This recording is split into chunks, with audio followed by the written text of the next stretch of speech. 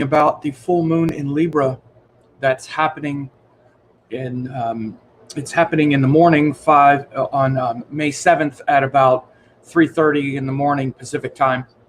So we're having the full moon day today. As I'm doing this, the moon is full in Libra.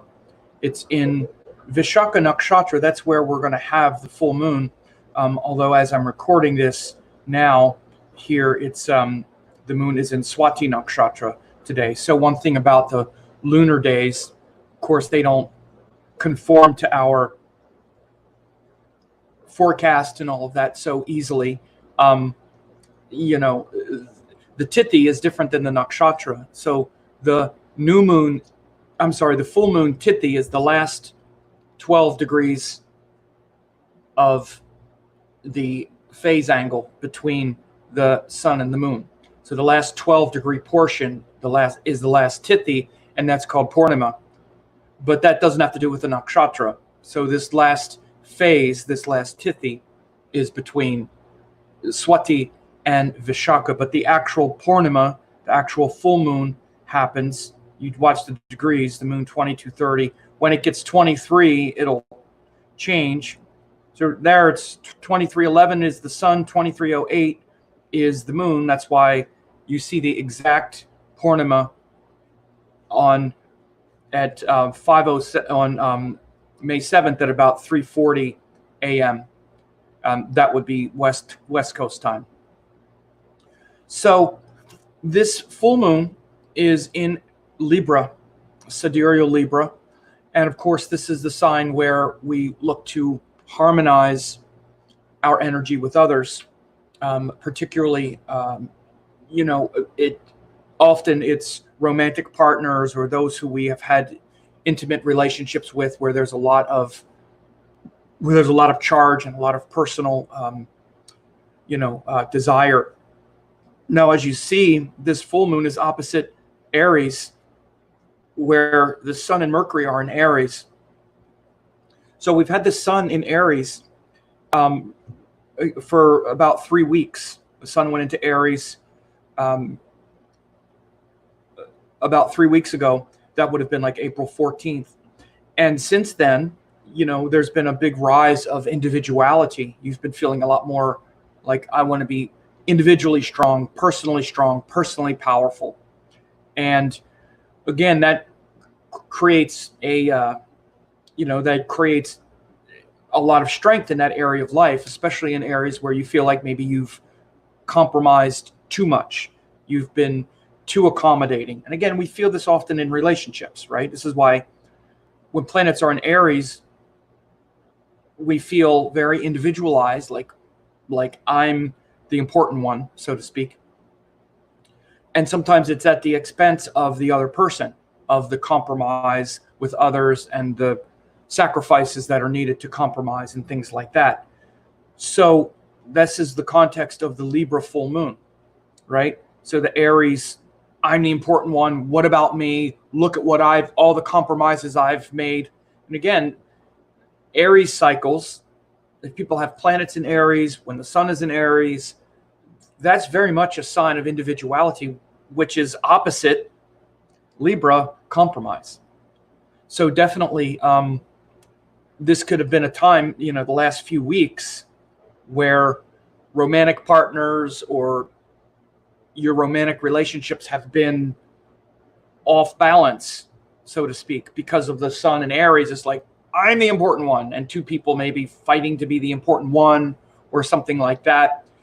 This full moon in Libra is really a time to bring about that, as we say, balance. This is the Libra word that's overused. Balance, balance, balance. This is why.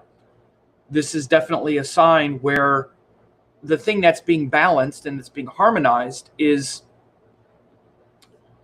our relationship with another person, usually one other person or other equals. And it's those other equals that we need to compromise with, where we try to accommodate so that we can have good interactions with them. We have to negotiate. So Libra is really a great sign of negotiation, accommodation, diplomacy. listening to the other person and seeing what you've done to unbalance the scale. And so, for example, like when the sun moves into Aries, it's very easy. Aries isn't the balance. Aries is unbalancing it to some extent. It's saying, no, I'm the important one. And the other person might go, no, I'm the important one. I'm the important one. And it's like, And, or, my needs aren't getting met, or look at all the compromises I've had to make, or look at how you've treated me, or something. The sun going into Aries is often difficult for relationships in that regard, because we're evaluating, am I getting taken advantage of? Am I powerful? Am I empowered? Oh, I'm not. Well, okay, it's because of them, because you're taking my power. You're doing this to me. You're this or that. And so it can really be extreme in that regard. And we can go overboard with it, right? So the full moon in Libra is to, after maybe going through this for a while, is to come back and say, wait a minute, the reflection might be coming back where you're like, wait a second, maybe I'm going too far here. Maybe I've also been, out of balance with my demands. It's not just that the other person has been too demanding of me. Maybe I've been demanding as well, and I can see their point. And this is what Libra's about. It's about restoring that balance, right? Two people. If you want that interaction, if you don't want that interaction, if you don't still want that relationship that you have, whether it's a romantic one or a friendship or a business partnership or whatever it is that you're negotiating, which is Libra and Venus, then you might say, to hell with it, I don't want it. And then you have two sort of kings or two Aries fighting, and it can create enemies, right? You can say, okay, we're going to be at war, which is Aries. Aries is ruled by Mars. It's the sign of war. So it's either kind of love or war. It can be that sort of thing right now. And with Aries, it's kind of like war. It can be. So there could have been this kind of thing the last few weeks. And again, not just romantic relationships, business, other kinds of things. There could be like kind of that thing going on.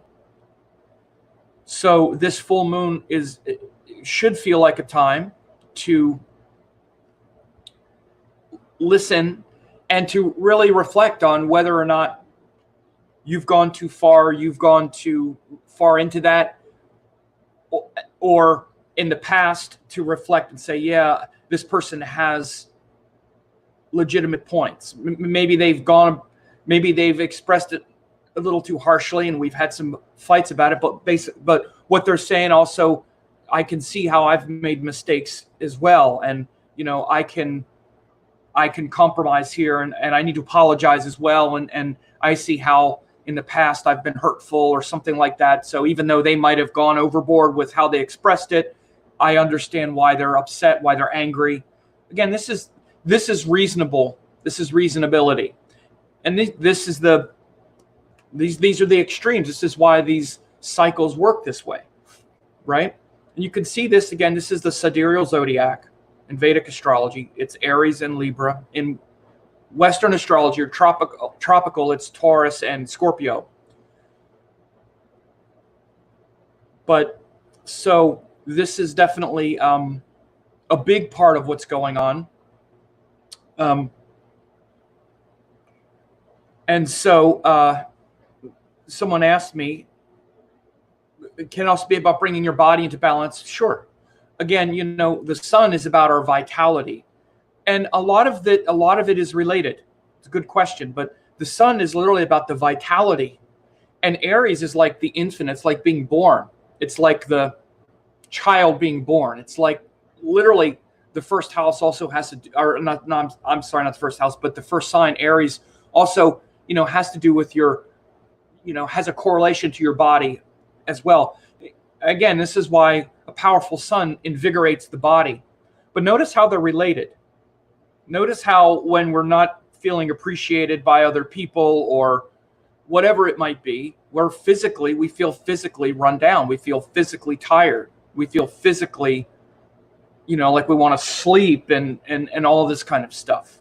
So yes, that's a good example, and I appreciate you mentioning that. For sure. So this Libra full moon is happening in the nakshatra of Vishaka. Now, Vishaka is ruled by the gods Indra and Agni.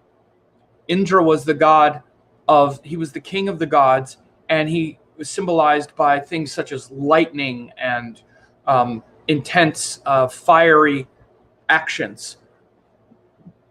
In particular, like Indra is also related on a more cosmic level to the Indriyas, or the powers. Like the Karma Indriyas and the Jnana Indriyas.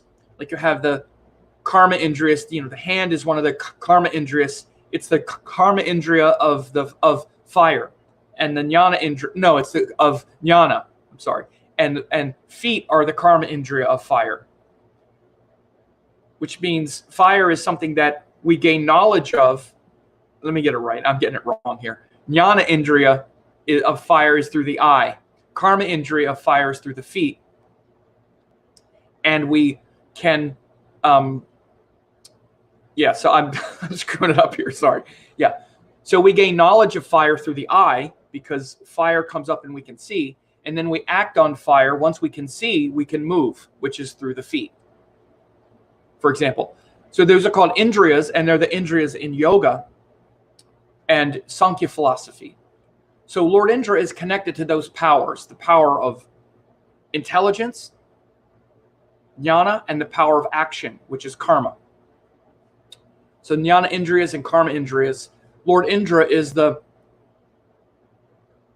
ruler of that, or his word, or his name Indra relates back to those powers. And Agni is the other deity here. Agni is also the god of fire, who was like the priest, the Vedic priest. Agni is everything in life. Everything is about fire and digestion. It's the key to life. It's the key to, it's not just the food you eat, it's the food you digest.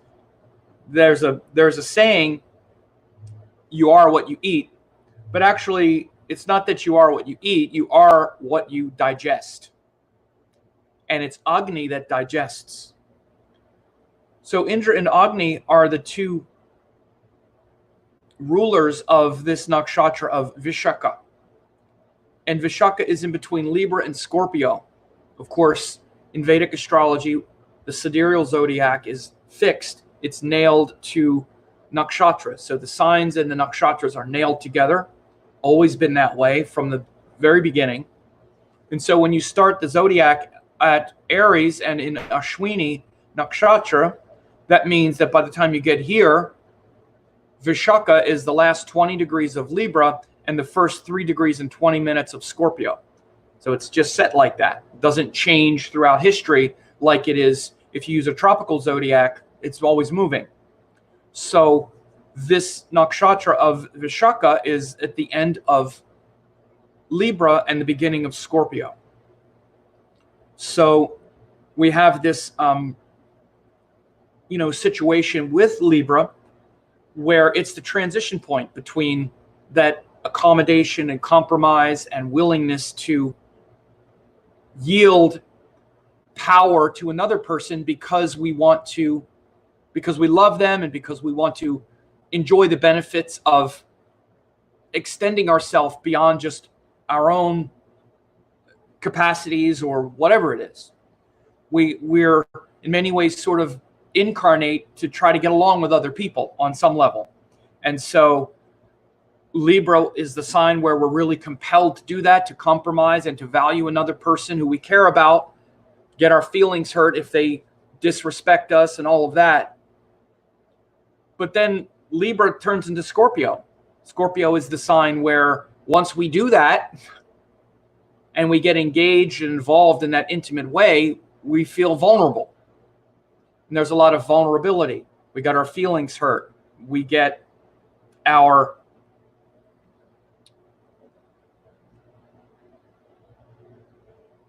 suspicions arise when we think that the thing or the person that we love is going to get taken away or whatever it might be. So Libra is literally the sign where, for lack of a better way to put it, we also are sexual. You know, this is one of the differences, and I think it's a bit of a mistake in Western astrology as well. Maybe it's because of the zodiac moving or whatever, I don't know, because now a lot of Libra is in Scorpio, but Scorpio has been called like the sign of sex and all of this. But it's actually the vulnerability, not the sex. The sex, meaning like two people doing it, having sex, is Libra. It's the two people doing it, engaged. It's not just that sort of merging, though. It's also any sort of coupling like that, where it's not just a romantic partnership. It's, like I said, a business partnership or any kind of negotiated agreement. Now, the most intense negotiated agreement is like a sexual relationship or a romantic relationship because it works on all these levels. But Scorpio, the sign after, is about the vulnerability that happens once we become merged like that. So again, it's easy to see in a romantic relationship, but in a business agreement, it's the same way. Let's say, in fact, it can be even more because you invest, let's say, all this money with another person. You invest your money, they invest their money, you go into business together. Oh boy, talk about a scary prospect, right? How much trust is involved in that? Legal contracts, just like a marriage. A marriage is a legal contract. So those things are Libra. Scorpio, which comes next, is all of the vulnerability that comes once this happens. Once we do all of this, we become vulnerable. We feel vulnerable. So Scorpio is the vulnerability that comes after the Libra, sort of coupling. The Libra likes the coupling. Again, and this is how you can tell. Because if there are planets in Libra, they want to do that. They enjoy that. They're like, yeah, let's be together. Let's be around people. Let's get together and blah, blah, blah, blah. When there's a lot of planets in Scorpio, it's like there might be a fear of that a little bit. Like, well, I better be very careful because once I do that, then I'm vulnerable. And again, these are all just, you have to see one sign as a continuation of the previous one. That's why I'm saying it. And this nakshatra of Vishaka is that area where Libra becomes Scorpio. Someone asked a question, does Ashwini mean Aries in Hindi? No, Ashwini is one of the nakshatras. So in Vedic astrology, you not only have 12 signs, you have 27 nakshatras behind the signs. Just like in this chart, you see this thing that says Ba, that means Bharani, which is one of the sections of Aries after Ashwini. So Ashwini is one of the 27 nakshatras. One of the 27 portions of the sky that aligns with the 12 portions of the sky, of the sign zodiac. So anyway, this nakshatra of Vishaka is really important here because it shows the transition and this place where we're in this compromise and transitioning to overcome and navigate our vulnerabilities, so to speak. It's that last section of Libra. It's also very motivated and ambitious. These gods, Indra and Agni, are both really sort of powerful. God, the king of the gods, related to lightning and fire, and Agni is the priest, the one who is, brings about this alchemy. And so Vishaka always has a lot of there's a lot of ambition, there's a lot of purpose, there's a lot of direction, there's a lot of motivation in this nakshatra. Many times when people have planets, and I've seen especially in the Libra section, they wind up, again, being quite ambitious, to want to elevate, to want to transform, even transform relationships into something that's bigger, something that's higher. It's moving into that Scorpio area where there's a lot of, again, especially ambition and motivation to do big things for the world, for others. Again, not just ourself as an individual, which is Libra, and the romantic relationship, but to kind of elevate that whole thing into something bigger. So now is a good time for that sort of thing. And really introspecting about your relationships, how you've behaved in them, how you've, been able to compromise, how much you're selfish or whatever it might be, and how much you're gracious. And be honest about it. It's very easy to feel like, and again, I'm saying now it's a time to be more honest. We can really see it because with the planets in Aries, especially with the sun in Aries for the last couple of weeks, it can feel very much like, no, I've been mistreated, or I'm this or this, that. It can be very fiery with the sun in Aries. It's like, no, this is what's been happening. I've been held down and now I feel powerful. Again, this is why, because the sun goes in Aries. It's like, now I feel powerful and all this stuff isn't making me powerful. But then the moon works its way around and we start to get like, okay.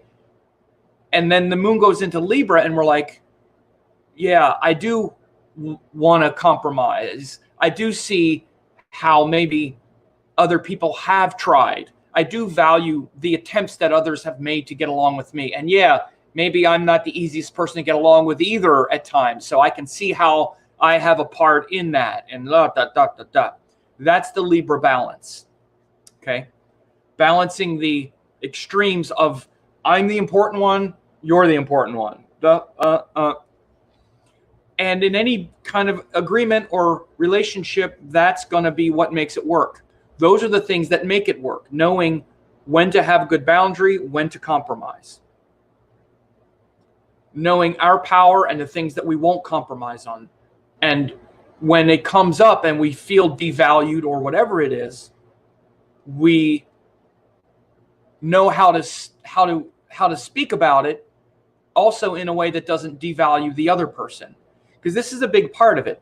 A big part of the relationship problem is about the communication and the communication styles of the people involved and whether they mesh and the way we communicate in general. Again, if we communicate things as they come up, it's usually, we feel like we're, holding our boundaries properly or something. Okay, this came up and now I'm mentioning it. Often what happens is when resentments build up and then the flood of accusations or resentments get dumped, again, that's often hard. So good communication is knowing how to speak about these things in real time to keep the scales always kind of like this. They're always going to be going like this a little bit, right? I'll make this bigger. In any kind of relationships, the scales are always going to be like this a little bit, right? But the goal is to not let it go like this. Shh. I've been letting resentments build up for a long time. Now the sun is in Aries, bam. Now it's this. So you've been doing this to me forever. I've been letting resentments build up. And the scales are now way out of balance and the other person might not even know. Then the sun goes into Aries or something happens, whatever it is, and then bam, then it goes to the other extreme. Then it goes, then you got to go, and hopefully get it back to this. Hopefully, right? So notice these things in all areas of life. Now, this can also be a sort of balance in all kind of areas. Again, because these signs rule different areas of life. So again, if you're a Cancer person, this balance and imbalance is happening in your 10th in your 10th house of career, because the sun is going through Aries in your 10th house. So you're experiencing this kind of thing in your 10th house, for example. And if you're, let me put this here.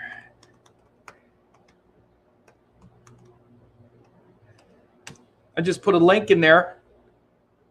If you want to see how this full moon in Libra will affect you based on your sign, you can go to the astrologytraininglab.com and get forecasts because I'm going to be doing the forecast for the full moon in Libra for each of the 12 signs, because it's different. It's affecting different areas of life for everyone. The sign of Aries is different for everyone. Like for me as Gemini, it's 11th house. That means that the full moon in Libra is my 5th house. If you're Capricorn, then the sun going into Aries and this Aries cycle is your 4th house, and the full moon in Libra is your 10th house. It's totally different. So these are the cycles that we have each year as the sun moves into a new sign. We have these cosmic cycles, and so these lunations aren't just about the signs in general, they're about the houses and where those houses fall. And this is really important. Katie just said, definitely happening in the 10th house for this Cancer person. Right. You can see that, right? You could feel like it's like these power struggles at work with your duties and responsibilities feel pressure, right? Like there's this pressure around your duties and responsibilities. Hang on.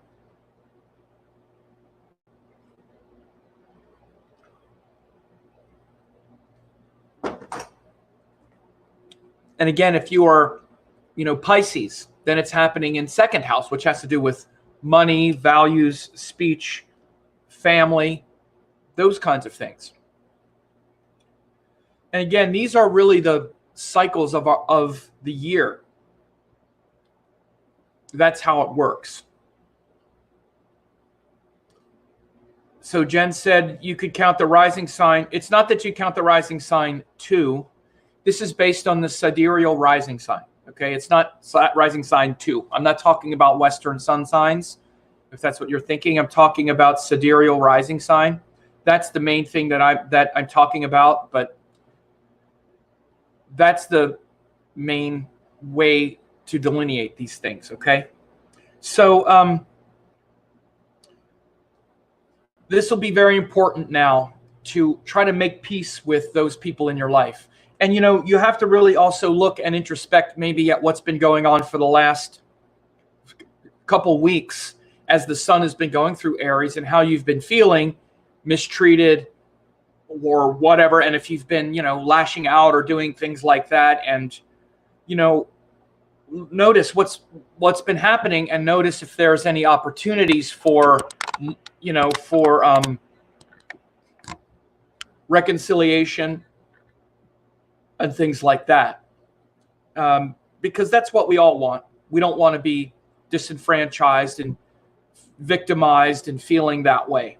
And we really just want to feel like the compromises that we've made and the responsibilities we have, and that all of those things are good. We all want to feel that. So again, this is why the lunation cycles, they're really extremes. The sun always creates an extreme because it's the sun. It's like he's saying, okay, now this is the important thing. Now this is the important thing. And again, so if people have a lot of planets there in their chart, or important planets there, or they're running a dasha of something, or whatever it is that makes something become really prominent at any given time, then it can make things even more extreme. Like if someone has planets in Aries, or they're in Aries themselves, or whatever, it can make this even more that way. Or Libra, if that Aries-Libra axis is really lit up, then it can make it even more like, whoa, especially if other factors are there. But this happens throughout the year. If you had a bunch of planets in Pisces, that was happening last month. If you have a bunch of planets in Taurus, it's going to be happening next month. Okay, so these are the cycles of our life, whether we know it or not. Now, in addition, we have a bunch of planets about to go retrograde right now. I'm not going to talk that much about it because I'm going to do another video, but especially Venus, Saturn, and Jupiter they're what are called stationed. So all these planets are stationed right now, which feels like they're stuck. So it kind of feels like everything is a little bit stuck right now. We're kind of like, we feel like a bunch of things are about to shift and change and even reverse. Things are about to shift and change and reverse, and we're not sure what it's going to look like. Venus is about to go retrograde for about 6 weeks. I believe that's the retrograde. I believe it's that long. But it's about to go retrograde. Saturn's about to go retrograde for, more than 4 months. Jupiter's about to go retrograde. But before they do that, they station. It's called stationary retrograde, which it's not moving backwards yet, but it's also not moving forward. And it's like, it feels like we're stuck, like energy is concentrating and about to move forward and about to change direction. So again, when that happens, change is always feels unsettling. So again, you want to notice all of this stuck energy in the midst of this full moon in Aries and Libra axis. Because again, they're already quite a volatile axis, especially around relationships. You take that in consideration with all of the stationary planets where everything feels stuck. Christ, look at what we're doing in the world. Everybody's home, sequestered, quarantined, wanting to get back out again, restless, but afraid that if we do it, it's going to erupt more pandemics or whatever. I mean, it's like, talk about feeling stuck. We've been feeling stuck and frustrated now for months as it is, let alone in this Aries, Libra, like, not only are we feeling stuck, but I'm also not appreciated what you did to me or whatever else could be bringing up. One of the things I saw is certainly true is this, everybody being stuck at home, how people's relationships are going to survive this kind of thing, right? We, it really could show quality if people are in a relationship, like what is the nature of that relationship? Because now people aren't even, going to work and whatever. It's like, now you got to actually get to know the other person, like, right? And so it's been something that is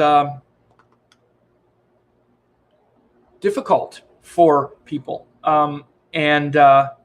So do this here. So anyway, I did want to just, before we go, also one more time, and I just want to show, because there are new people that watch this, that if you did want to see how this works for your sign, you could go to Astrology Training Lab is what it's called, astrologytraininglab.com. And I talk about this. In fact, I'm going to do it here in a few minutes. Only 50 cents, 14-day trial. And you can see the new and full moons for your sign. New and full moon updates. I'm actually going to do it right after I'm done here. Only 50 cents for 14 days. New and full moon updates. Like I'm going to do one on this full moon in Libra for each of the 12 signs. Like I just said, it's different if you're Virgo than if you're Sagittarius. Totally different houses involved. And those are the different areas of life. So it's not just the psychological thing that I'm talking about now. It's the literal thing that you're working through. You also get 8.5 hours of classes. You get daily forecast and private Facebook group.